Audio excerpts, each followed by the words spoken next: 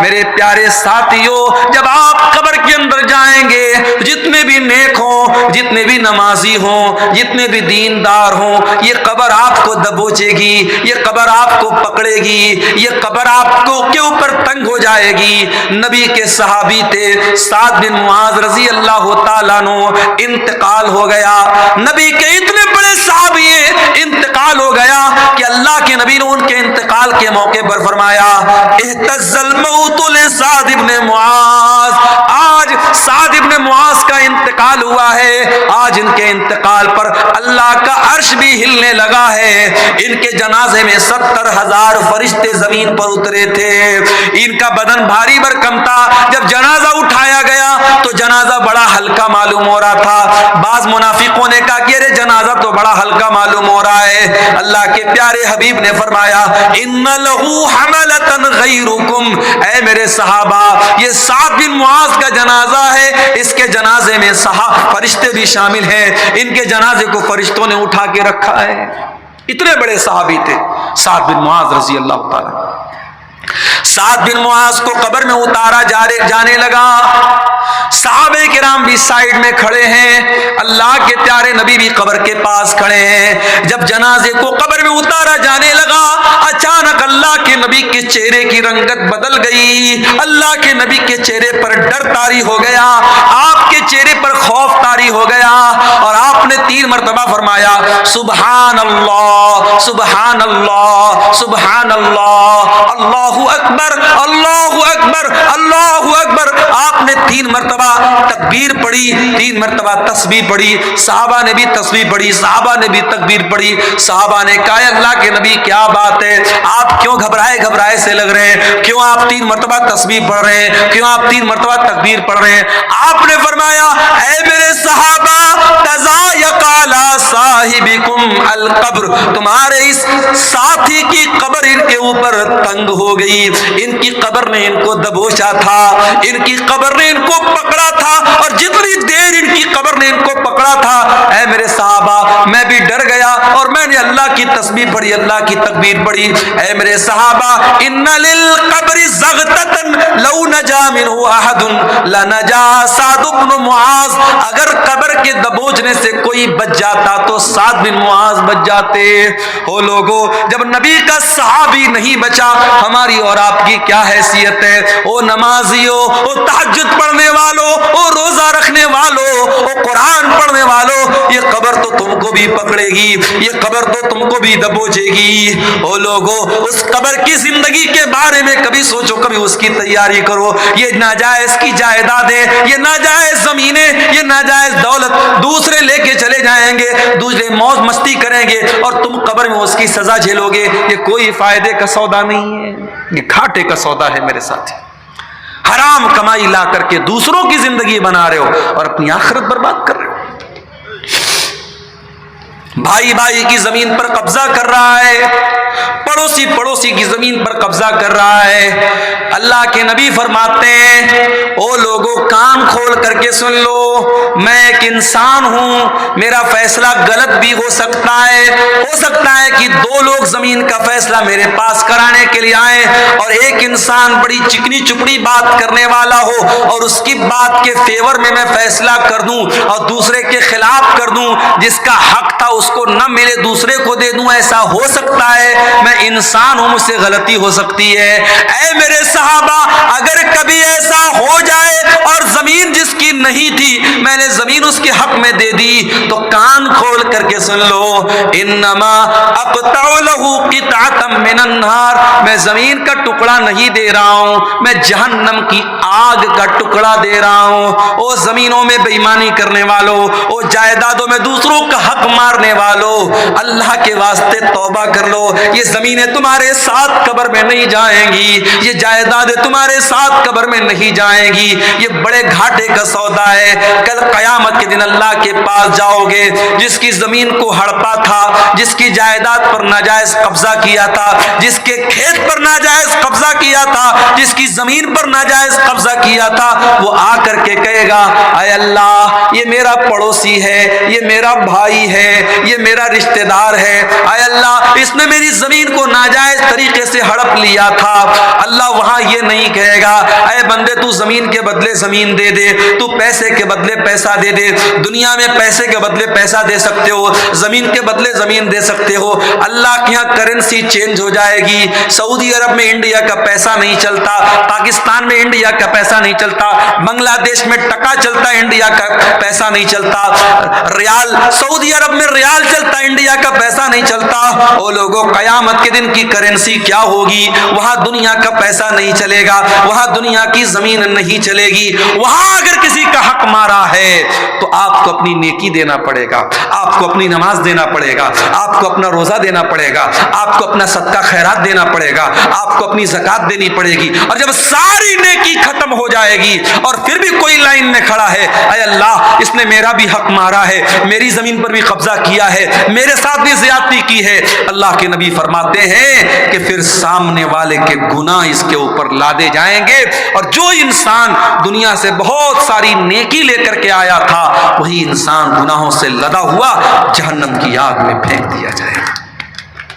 اس لیے میرے پیارے ساتھیوں میں پھر سے وہی آیت پڑھ رہا ہوں سورہ بقرہ کی, یا ایھا الذین آمنوا ادخلوا فی السلم کافہ, اے ایمان والو اسلام میں پورے کے پورے داخل ہو جاؤ. اپنے کاروبار میں بھی مسلمان بنو, اپنی زمین جائیداد کے معاملے میں بھی مسلمان بنو, حقوق اللہ کے معاملے میں بھی مسلمان بنو, حقوق العباد کے معاملے میں بھی مسلمان بنو.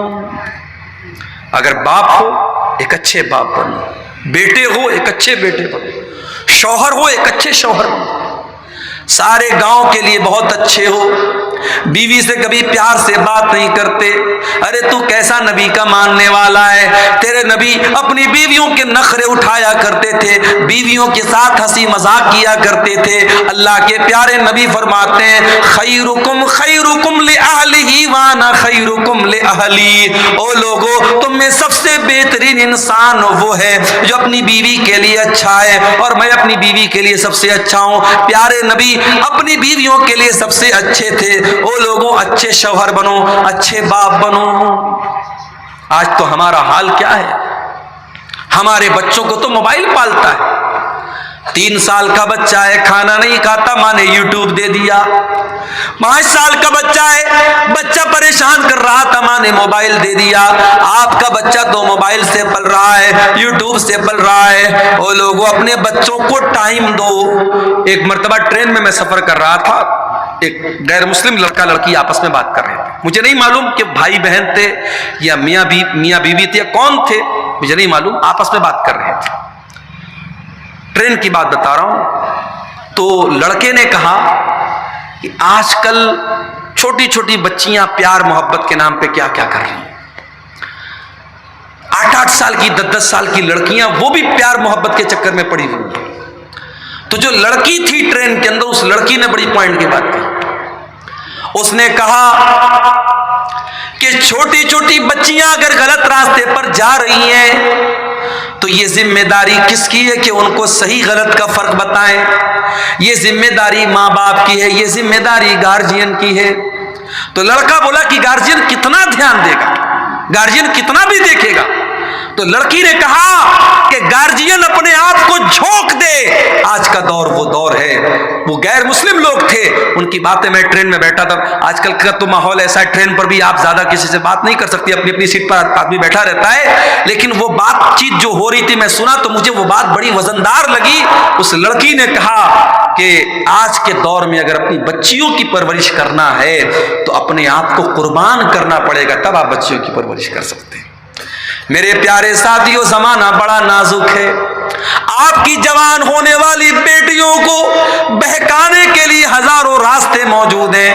فیس بک موجود ہے, انسٹاگرام موجود ہے, واٹس ایپ موجود ہے. اسکول کا گندا ماحول ہے, کالج کا گندا ماحول ہے, سوشل میڈیا ہے, الیکٹرانک میڈیا ہے, پرنٹ میڈیا ہے, شیطان کے فتنے ہیں. آپ کی جوان ہونے والی نسل کو برباد کرنے کے بہت سارے راستے ہیں.